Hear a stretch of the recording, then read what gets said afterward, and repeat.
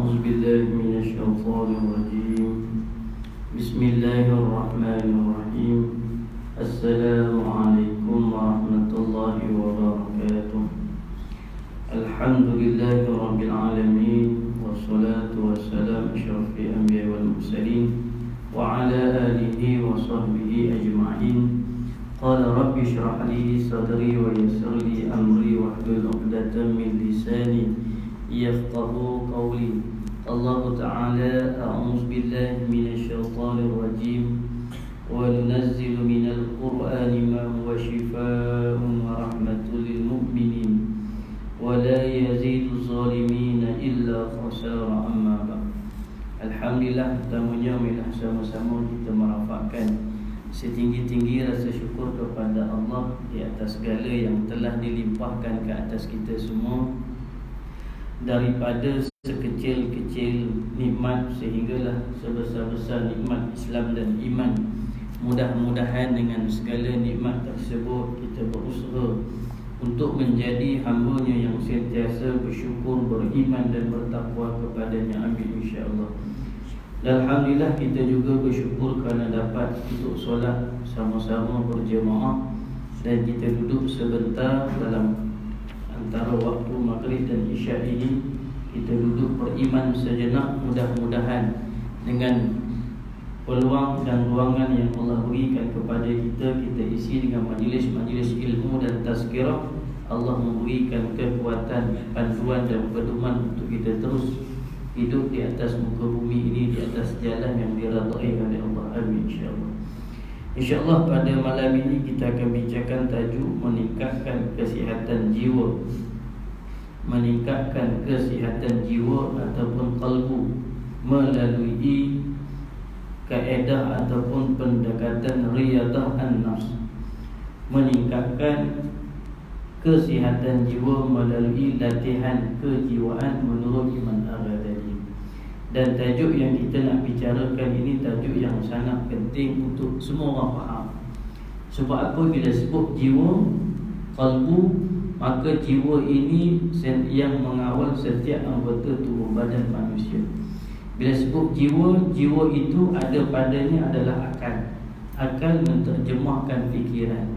Ramai mana manusia yang hidup di atas muka bumi ini tidak menggunakan akal untuk memahami Al-Quran, tidak menggunakan akal untuk memahami hadis-hadis Nabi sallallahu alaihi wasallam, tidak menggunakan akal untuk memahami kalam yang dibawa oleh para salafus soleh, alim ulama. Maka akhirnya akal dia itu dia dipandu oleh hawa nafsunya sendiri. Maka akhirnya dia akan menjadi orang yang ada masalah jiwa. Masalah jiwa. Jiwa juga kita bercakap soal padanya itu adanya perasaan yang diterjemahkan oleh nafsu. Nafsu akan menterjemahkan pelbagai rasa. Rasa yang kita akan terbit daripada jiwa kita, daripada diri kita. Rasa nak makan banyak, rasa nak tidur banyak, rasa nak main banyak, rasa nak berhibur banyak, rasa nak kahwin banyak, rasa apa? Yang kita duk rasa itu diterjemahkan oleh nafsu.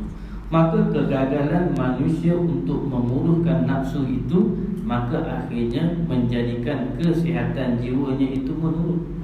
Akhirnya tubuh badan tidak mampu menterjemahkan daripada jiwa yang sihat itu dengan melakukan tindakan-tindakan yang sihat.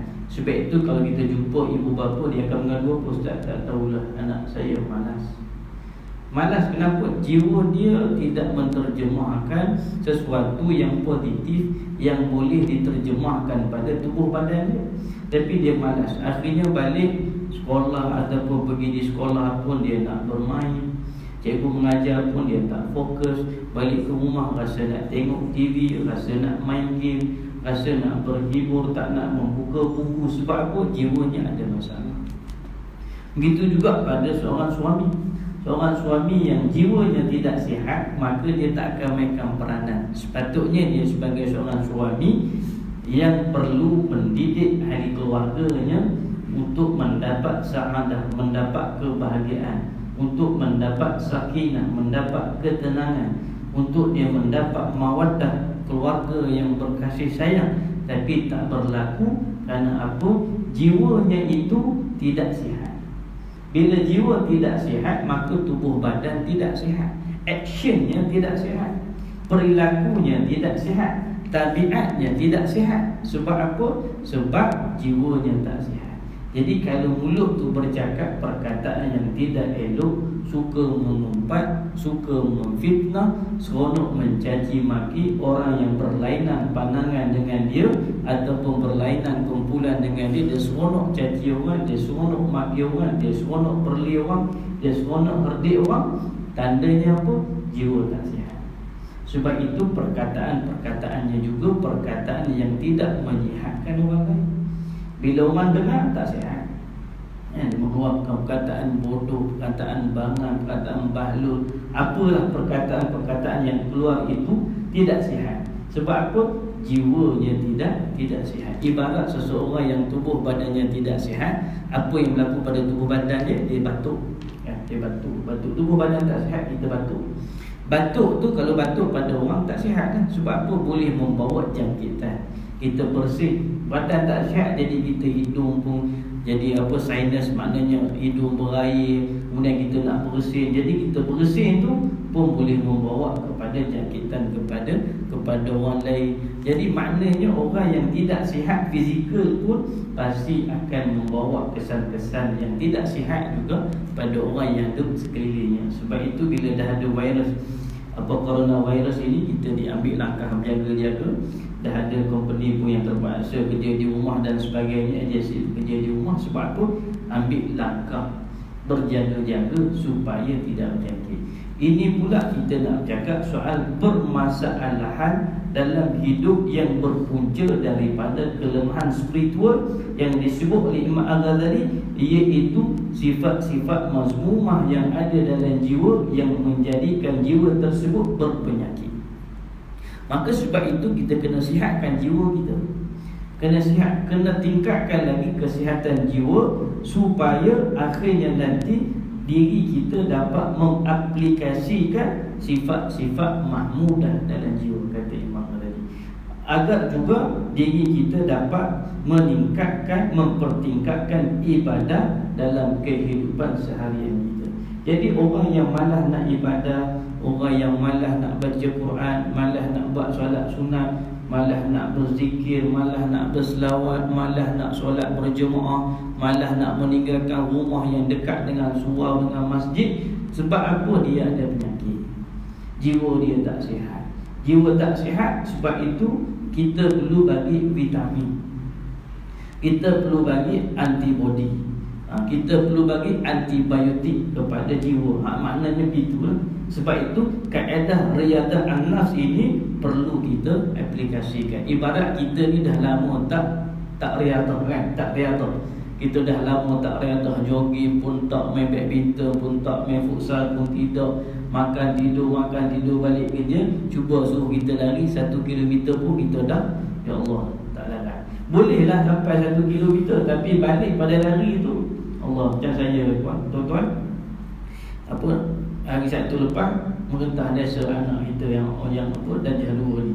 Jadi ikut dia 1 round, okey lagi, sebab kita ikut rentak anak kita, okey lagi. Kemudian umur pula kita ada acara ibu bapa dengan guru pula 1 round lagi. Kononnya masuk sebab nak dapatkan medal untuk anak ni. Tak dapat juga. Tapi bila habis saja balik tu, Masya Allah, 3 hari sakit badan sampai sekarang tak selesai. Sebab apa? Kita tak biasa riyadah. Berbeza dengan orang yang biasa riyadah, walaupun nampak badan yang lebih besar daripada kita, tapi stamina-nya kuat, lariannya bagus, dia punya daya tahan dia lebih tinggi daripada kita. Sebab apa? Dia sentiasa buat riyadah, sentiasa berlatih, maka daya tahannya kuat.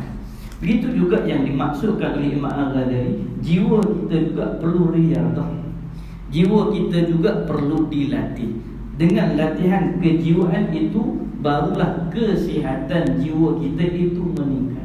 Ini yang akan kita bincangkan pada malam ini. Iaitu yang pertamanya, kata Imam Al-Ghazali, iaitu riyadah memantapkan keimanan.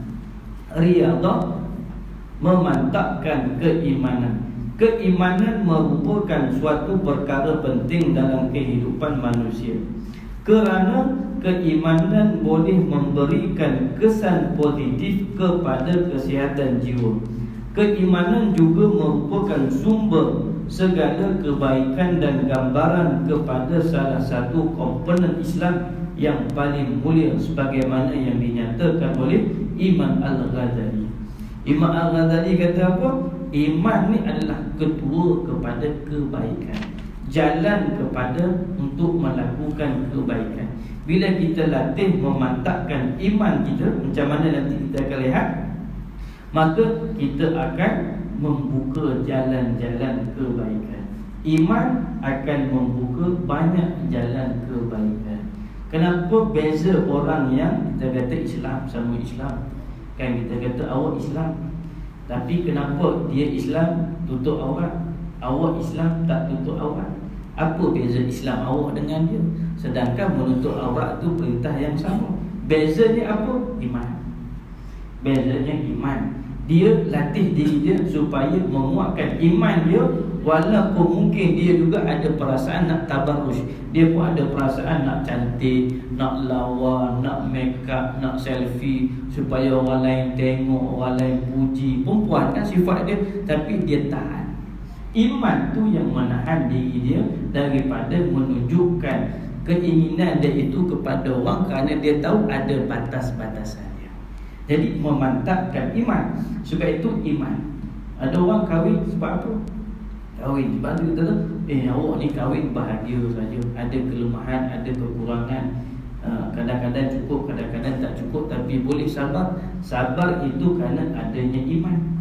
Ada orang tak boleh, dia tak boleh nak sabar langsung dengan kelemahan-kelemahan yang kecil ada dalam keluarga. Akhirnya dia membuat sesuatu perkara yang mendatangkan mudarat kepada isteri, anak-anak. Sebab apa? Beza dia iman. Orang lain pun rasa geram juga, tapi sebab iman, dia kata biasa. Iman ni menyebabkan kita menilai sesuatu perkara itu dengan sihat. Kalau dengan nafsu ataupun dengan sesuatu yang tidak sihat, maka kita akan melahirkan tindakan yang tidak sihat. Dengan ciri-ciri sedemikian dapat difahami bahawa keimanan merupakan suatu perkara paling penting yang boleh dijadikan elemen penggerak kepada kebaikan dan ketenangan jiwa, yang sekaligus merupakan mekanisme utama yang diperlukan oleh manusia bagi mencari kekuatan dalam menyelesaikan permasalahan dalam hidup mereka. Maka ditambah lagi, maka iman ni itu ciri-ciri dia.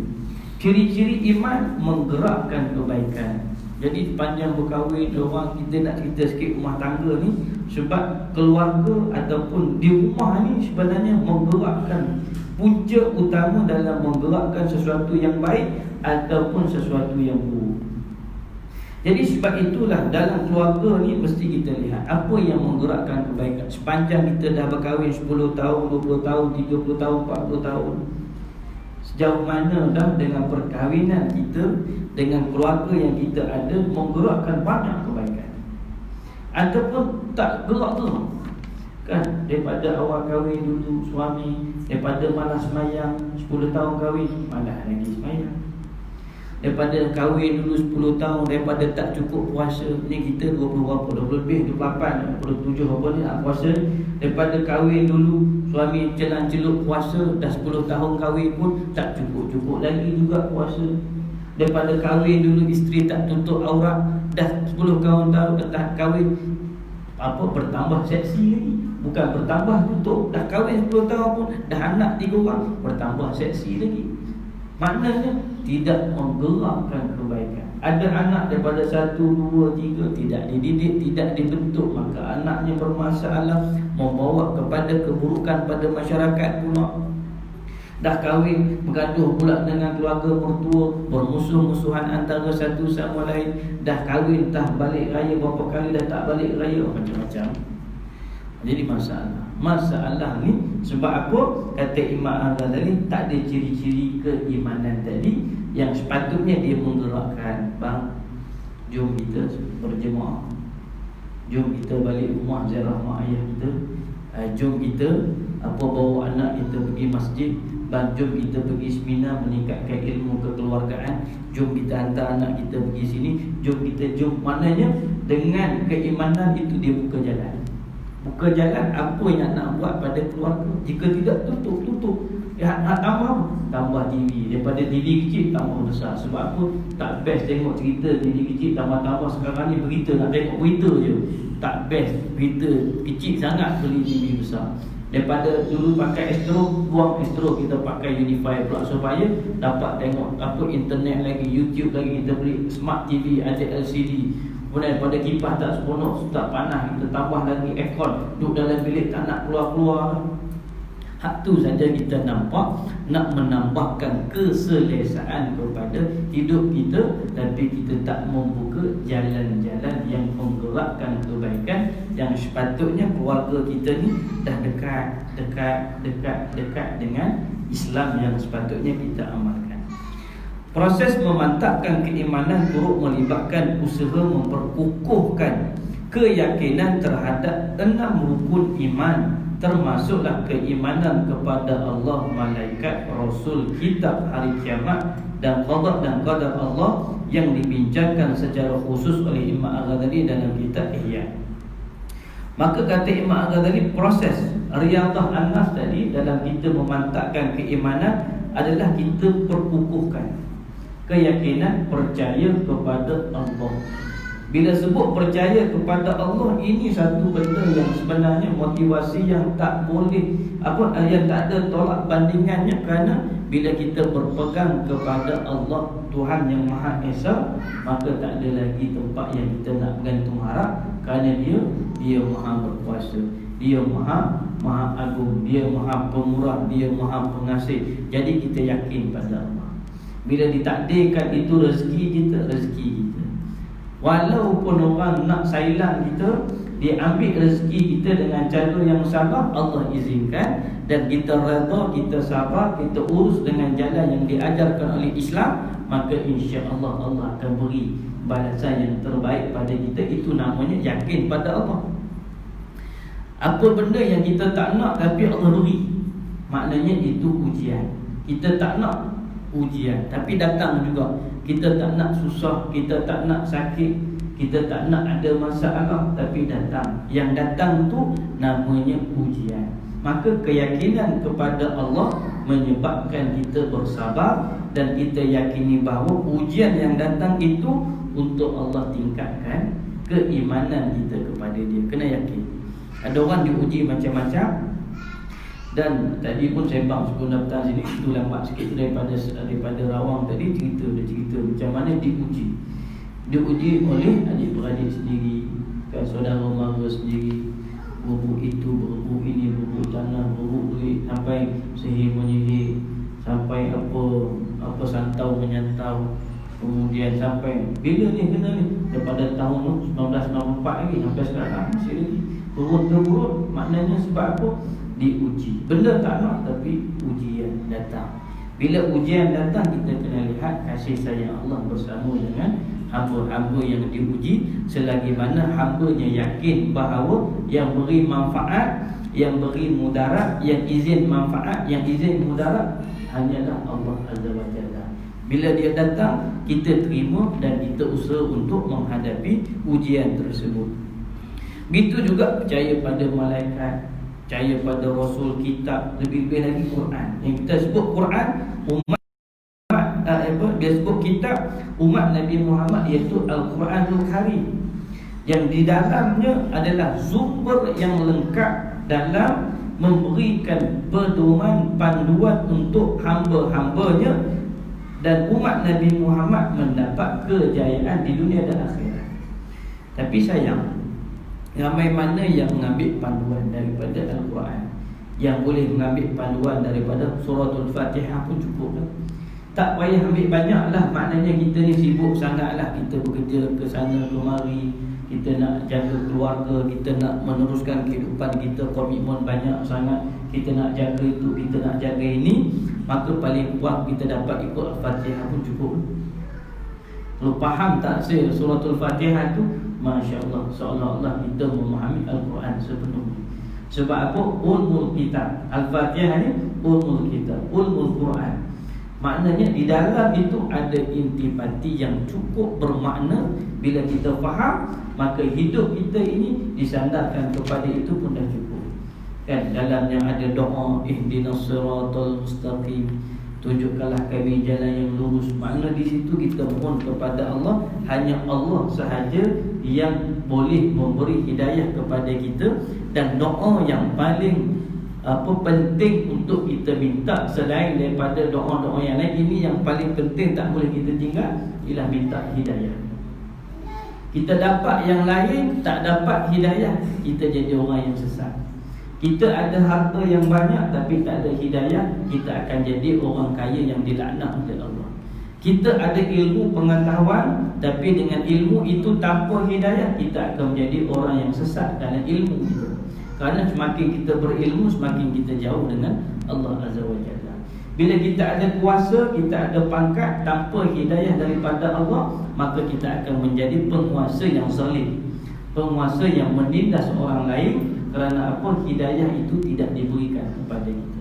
Bila kita menjadi seorang suami, maka kita akan menjadi seorang suami yang tidak bertanggungjawab tanpa hidayah daripada Allah. Kerana apa? Hidayah itulah petunjuk, petunjuk untuk kita melakukan setiap gerak-geri kita sepanjang kita hidup di atas muka bumi. Kerana yakin ada malaikat tadi yang mencatat. Kita yakin bahawa adanya kitab yang memberikan panduan lengkap. Kita yakin juga bahawa nanti bila sampai dah qada dan qadar Allah tu nanti, maka kita akan kembali kepada Dia. Allah dah tetap dah banyak mana rezeki kita, siapa jodoh kita, anak kita ramai mana, nanti kita ni nak jadi apa, rezeki kita ni macam mana, rezeki anak pula, anak kita nanti jadi orang yang macam mana. Kita dah yakin dengan qada dan qadar. Maka sebab itu kata Imam Al-Ghazali, riyadah an-nafs ini menyebabkan kita ingat ni apa? Rukun iman ni kita akan ingat. Orang nak melatih jiwa dia, dia kena latih menambah keyakinan. Ini kita takut daripada jin, lebih kita yakin bahawa malaikat itu sentiasa ada di samping dengan kita. Kullu nafsin lamma 'alaiha hafiz. Setiap pada kalangan kamu ni ada malaikat yang menjaga. Jadi kita tak perasan ada malaikat, berbanding kita duk perasan ada hantu-hantu jembalangnya, mamang tanah, mamang api. Kata Ramli tadi tu, kita duk takut lebih pada jin, syaitan ini, lebih kita yakin bahawa datangnya malaikat-malaikat yang menolong kita disebabkan doa-doa kita kepada Allah Azza wa Jalla. Keimanan kepada sifat-sifat Allah akan memberi sepenuh kepercayaan kepada manusia mengakui kesempurnaan dan kekuasaan Allah sehingga menjadikannya pasrah, memohon pertolongannya sebagai tempat pergantungan yang diyakini akan memberikan hidayah petunjuk, serta bersifat belas kasihan kepada hamba-hambanya dalam menghadapi apa jua kesusahan dalam kehidupan. Dan inilah latihan yang perlu kita buat, iaitu dengan kita meningkatkan kepercayaan kepada sifat-sifat Allah. Sebelum nak percaya sifat-sifat Allah, kena tahulah sifat-sifat Allah, kena belajar sifat-sifat Allah. Bila kita mengenali sifat-sifat Allah dengan Ar-Rahmannya, dengan Ar-Rahimnya, dengan Al-Maliknya, dengan Al-Qudus dan sebagainya itu, maka dengan kita memahami, maka kita aplikasikan, latih jiwa kita ini supaya kita hidup ini dengan sifat-sifat Allah yang ada dalam pengajian yang kita pelajari, untuk kita aplikasikan dalam hidup kita. Barulah kita akan yakin bahawa Allah Maha memberikan pertolongan kepada hamba-hambanya. Saat kita ada masalah, kita ada kesusahan, dan kesusahan yang apa sekalipun, kecil ke besar ke, orang yang melatih jiwanya itu dia boleh menghadapi. Bukan bermakna kita nak susah, tapi susah tu akan datang. Ada orang benda kecil pun dia gagal, benda kecil soal maknanya menguruskan anak dia gagal. Dia tak boleh nak letak komitmen mendidik anak-anak supaya pandai baca Quran, pandai pandai rukun Islam, pandai rukun iman, pandai jaga diri untuk sembahyang. Hak ni pun ramai yang gagal. Tengok anak tak reti baca Quran. Ibu bapa dulu dia tak tak reti baca Quran pun, dia tak mengaji tinggi-tinggi pun, kita 4 tahun dah boleh naik Quran besar dah. Dululah maknanya umur 4 tahun, umur 6 tahun kita dah lancar dah baca Quran. Sebab apa? Orang dulu dia boleh buat.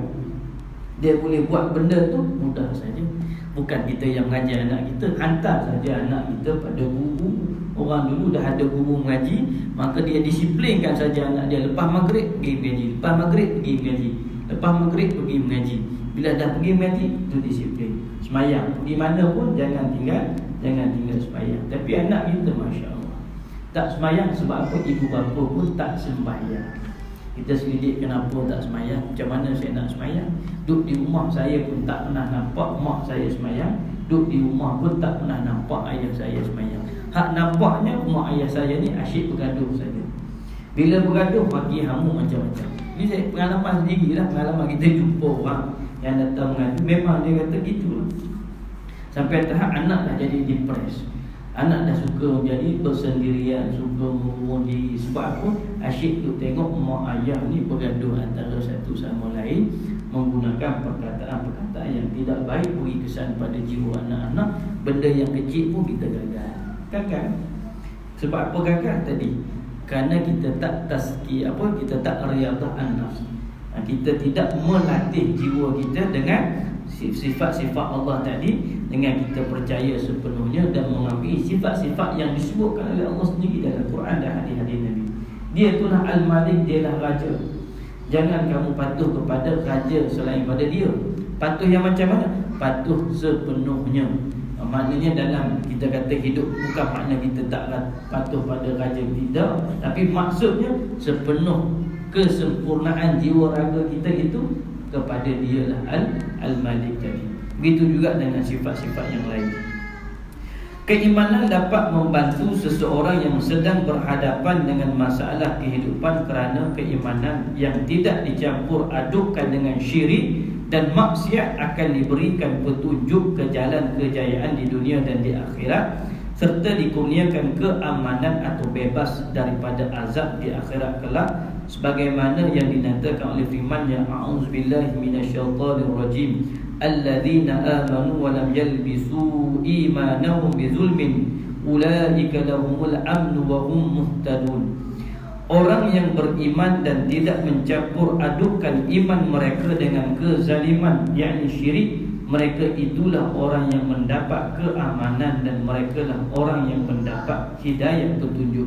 Surah Al-An'am ayat 82. Jadi orang yang beriman ini dia selamat, dia aman daripada perkara yang syirik, dia aman dan selamat daripada perkara-perkara maksiat, perkara-perkara yang zalim. Dia takkan campur adukkan hidup dia. Ni tidak, kita ni campur habis. Allah campur, haram campur, apa syubhat pun campur, hak Allah larang kita buat, hak Allah suruh pun kita buat, habis benda yang kita nak buat. Sebab apa? Kita tak ada batas iman. Bila iman dia dah, iman dia terus akan menghalang kita daripada buat perkara yang diharamkan. Dan iman akan memandu kita mendapat petunjuk membuat perkara yang diperintahkan oleh Allah SWT. Kerana iman dia akan mengikut petunjuk, dan petunjuk itulah jalan mendapat keredaan Allah. Orang yang beriman ni dia nak apa? Dia nak redha Allah. Redha Allah itu dengan cara dia mengikut petunjuk. Dia bukan ikut hawa nafsu dia. Dan tak boleh nak ikut dia, nak ikut panca indera dia. Panca indera ni mesti ikut iman. Kerana iman dia ikut petunjuk. Apa yang boleh dipandang, pandanglah. Apa yang dilarang dipandang, jangan pandang. Perkara yang boleh dipegang, peganglah. Perkara yang tak boleh dipegang, jangan dipegang. Perkara yang halal ditulis, yang baik ditulis, tulislah. Perkara yang haram ditulis, mencaci maki, menghina, mengherdik, membuat berita-berita palsu haram, maka kita tak tulis, kita tak sebarkan.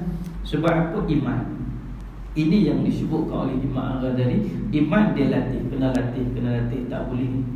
Tak boleh nak buat, tak boleh nak cakap, tak boleh ni, tak boleh begitu. Barulah kita akan jadi orang yang melatih jiwa kita untuk melakukan perkara yang baik.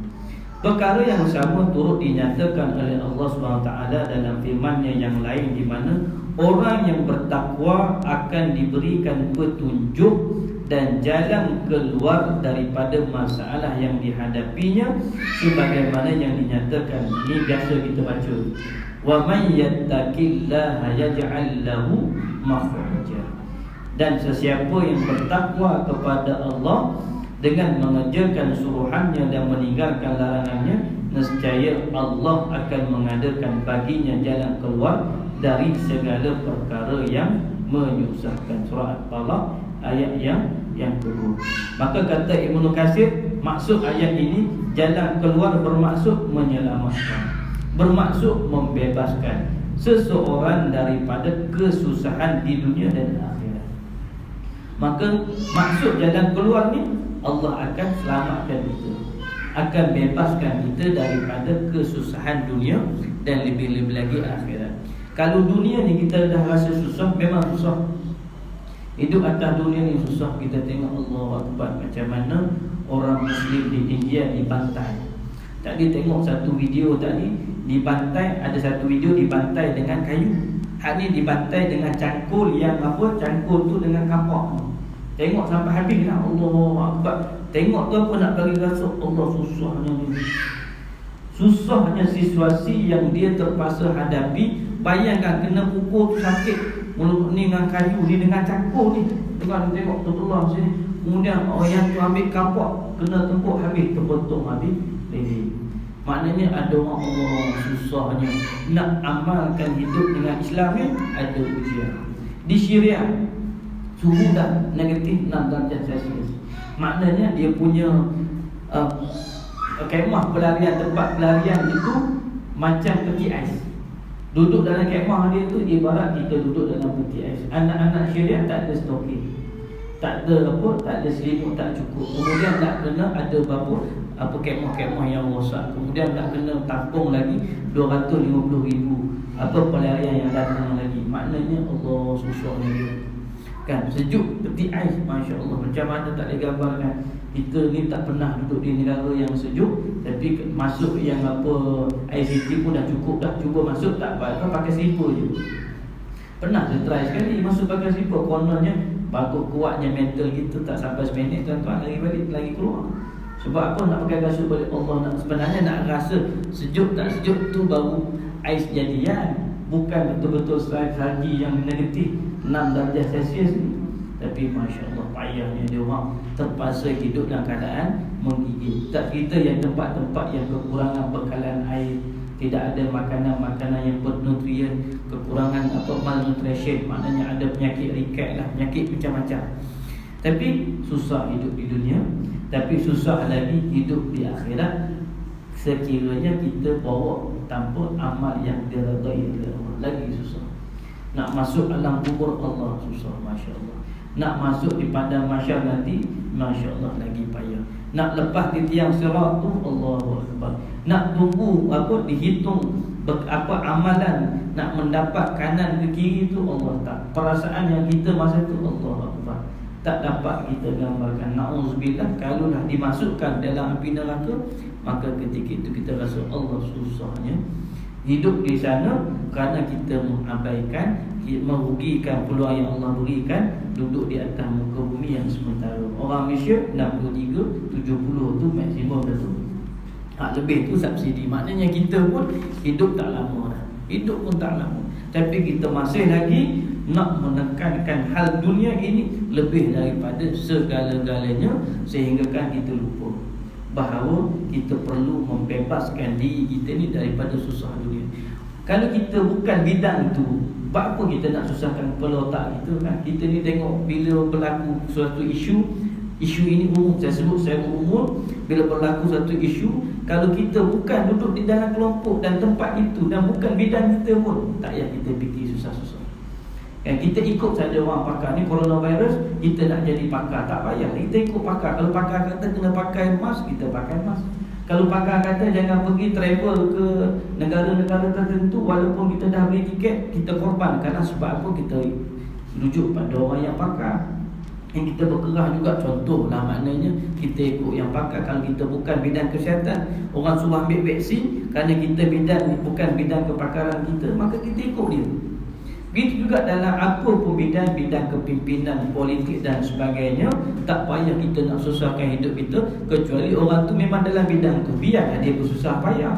Sebab itu bidang dia. Doktor payah dalam bidang kesihatan, engineer bersusah payah dalam bidang dia, arkitek bersusah payah, orang politik bersusah payah dalam bidang dia. Jadi masing-masing kita yang tak terlibat ni, kita membuat apa yang sepatutnya kita buat. Jangan susahkan hidup kita nak mati hama.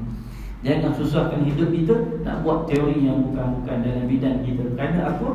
Baik kita selamatkan diri kita daripada kesusahan dunia. Bila kita cakap tak betul, bila kita cakap sampai kita hina orang, ada orang sampai hina agung, ini suatu perbuatan yang kamu sendiri cari susah. Tu jangan sampai lu hina-hina orang. Kenapa? Jangan sampai macam tu. Baik kita berdiam diri sahaja, kita berdoa kepada Allah, Allah beri petunjuk dan hidayah kepada orang-orang yang terlibat dalam kepakaran masing-masing. Doktor kita doa supaya berjaya, engineer kita doa supaya berjaya, pemimpin kita berdoa supaya dia menjadi pemimpin yang amanah dan sebagainya. Maka ini yang disebutkan oleh Ibnu Katsir, iaitu jalan keluar itu membebaskan kita daripada kesusahan di dunia dan juga di akhirat. Selain itu, keimanan dapat memberikan kesedaran kepada setiap individu bahawa setiap kesusahan yang dialaminya dalam kehidupan ini berlaku dengan kehendak Allah, serta yakin Allah akan membimbing hati mereka supaya tenang dan bersabar menghadapi kesusahan tersebut, sebagaimana yang termaktub dalam Quran. Ma asaba min musibatin illa biiznillah wa man yu'min billahi yahdi qalbah wallahu bikulli syai'in alim. Tidak ada kesusahan atau bala bencana yang menimpa seseorang melainkan dengan izin Allah, dan sesiapa yang beriman kepada Allah, Allah akan memimpin hatinya untuk menerima apa yang telah berlaku itu dengan tenang dan sabar. Dan ingatlah, Allah Maha mengetahui akan tiap-tiap sesuatu. Surah At-Taghabun ayat yang ke-11. Jadi kata Imam Al-Ghazali lagi, keimanan ini akan menyebabkan kita sedar bahawa apapun kesusahan yang kita alami ini atas kehendak Allah. Apapun perkara yang kita tak nak berlaku, tetap berlaku atas kehendak Allah. Kita tak nak orang Islam kita dibantai. Kita tak nak apa negara Israel untuk menzalimi penduduk-penduduk Palestin. Kita tak nak penduduk-penduduk Syria juga dizalimi. Kita tak nak. Tapi berlaku tak? Berlaku. Kenapa Allah izinkan? Untuk kita mengambil pengajaran, untuk kita mengambil iktibar. Kita nak sihat sentiasa tapi datang sakit. Kita ada anak 3 orang kena chickenpox. Allah, susahnya. Kita tak nak tu anak, tapi 3 orang kena chickenpox. Kecil-kecil pula tu. Kita pula tak nak ambil cuti, kena ambil cuti pula. Patutnya planning nak pergi travel, tak dapat travel. Jadi sebenarnya dalam hidup kita ni memang berlaku sesuatu yang kita tak berkehendak datang. Orang yang mengandung, tengah mengandung, nak sangat anak tu mengandung, dah sampai ke 3 bulan, sampai ke 9 minggu, ke sampai ke 12 minggu, ke kuburan, tak nak. Dah tunggu lama dah nak dapat zuriat ni, tapi gugur. Maknanya kita akan rasa sedih, kita akan rasa kehilangan. Dan itulah harapan yang tinggi pada kita. Seorang yang nak mendapat zuriat, tunggu dah lama, tapi dah lekat tu, tiba-tiba gugur pula. Semuanya datang dengan izin Allah. Maka sebab itu disebut di sini, sesiapa beriman kepada Allah, Allah bimbing hatinya. Allah bimbing hatinya bagaimana cara untuk dia bertindak dengan jalan yang Allah redha. Bukan ikut hawa nafsu. Ada orang dia ikut hawa nafsu, dia pukul orang, dia pukul bini, dia pukul anak, dia curi duit orang, dia zalim orang, dia tipu situ, dia scam orang, dia scam orang sini, dia tikam belakang, dia sihir orang tu, dia santai orang ni. Kemudian dia buat khianat pada orang tu, dia buat khianat pada orang ni. Sebab apa? Dia ikut hawa nafsu. Iman tak? Iman, Allah akan pandu dia untuk memilih jalan-jalan sabar, jalan-jalan tenang. Maka ayat ini jelas menggambarkan bahawa keimanan dapat membantu manusia menghadapi masalah dalam kehidupan mereka dengan tenang, sabar serta yakin dengan pertolongannya, sehingga seseorang itu akan mampu melepaskan dirinya daripada belenggu masalah dihadapinya. Saya rasa orang yang kahwin ni mesti semua ada pengalaman ni. Saat-saat mula-mula kahwin dulu susah kan. awal-awal kerja dulu ataupun kahwin, suami je kerja sebelum isteri dapat kerja, ataupun isteri dulu kerja, suami belum dapat kerja lagi. Dulu masa nak kita mula-mula susah kan, naik motor sekali kan, tilang tu satu tilang single tu kongsi dengan bini kan. Dulu maknanya akrabnya kita, yakin ya Allah, insya-Allah Allah akan bagi rezeki, Allah bagi rezeki kan. Dulu susah payah, maknanya boleh bersabar, boleh kita rasa pergantungan kita pada Allah tu tinggi, sehinggalah Allah datangkan rezeki kan. Daripada dulu duduk dalam satu tilam saja, single tu 2 orang, kemudian dah ada katil, kemudian selesa lagi daripada, maknanya kita dah meningkatkan hidup kita sedikit demi sedikit dengan izin Allah. Ketika itu kenapa? Kita yakin pada Allah, Allah tolong. Tapi bila dah dapat, ramai mana yang lupa, ramai mana yang alpa, ramai mana yang lari daripada jalan yang sepatutnya dia meletakkan kesyukuran itu asas kepada hidup dia. Jadi sebagai kesimpulannya, dah nanti kita sambung untuk lain masa. Sebagai kesimpulan untuk pembincangan kita pada malam ini, maka tazkiyah riyadatun nafs ini sesuatu perkara yang sangat penting untuk dilakukan. Dan perkara yang kita bincangkan pada malam ini iaitu melatih untuk memantapkan iman. Macam mana caranya tadi? Dengan kita meyakini rukun-rukun iman, dengan kita meyakini dan menyadari sifat-sifat Allah, kemudian kita melakukan segala amal-amal kebaikan dengan kita mengharapkan kepada pertolongan Allah, dan kita menghadapi setiap ujian kita dengan sabar dan tenang. Itulah namanya memantapkan iman. Bila kita sabar tu, sebenarnya kita latih untuk kita mantapkan iman kita. Bila kita redha tu, kita latih untuk kita mantapkan iman. Bila kita sedekah tu, dengan kita ikhlas itu, kita melatih diri kita memantapkan iman. Dengan kita tahan marah tu, sebenarnya itulah, menahan marah itu adalah latihan memantapkan iman. Kita nak cakap geram, kita nak tulis ni sekian lah, benda-benda mencarut, merapu, menghina, mengherdik orang lain ni, tapi kita tahan, menahan, itulah maknanya latihan memantapkan keimanan. Wallahu a'lam. Mudah-mudahan dapat kita berusaha dalam hidup kita ini memantapkan keimanan kita agar hari-hari kita dalam hidup ini bertambah baik, dan Allah mengurniakan rahmat, mengurniakan keberkatan dan kasih sayang dalam hidup kita. Wallahu a'lam. Yang baik datang pada Allah yang Maha sendiri. Assalamualaikum warahmatullahi wabarakatuh.